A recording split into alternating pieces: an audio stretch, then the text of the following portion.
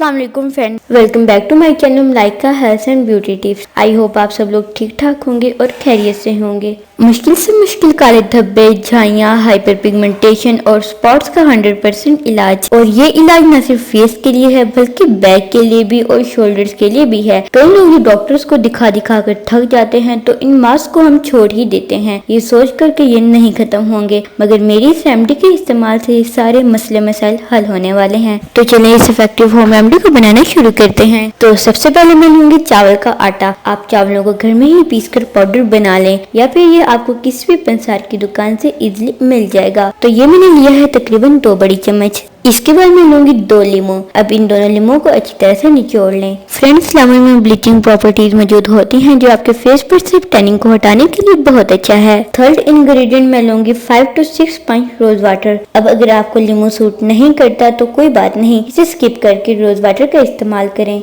मगर फिर rose water की क्वांटिटी को डबल कर दें। आखिर में इन सब चीजों को मिक्स करने, स्किन को नरम मुलायम खूबसूरत स्पॉट्स को खत्म करने के लिए मैं लूंगी दूध आप अपने हिसाब से ऐड करें, बस आपने इसका एक रनी सा पेस्ट बनाना है। तो अब इन तमाम चीजों को अच्छी तरह से मिक्स कर लें।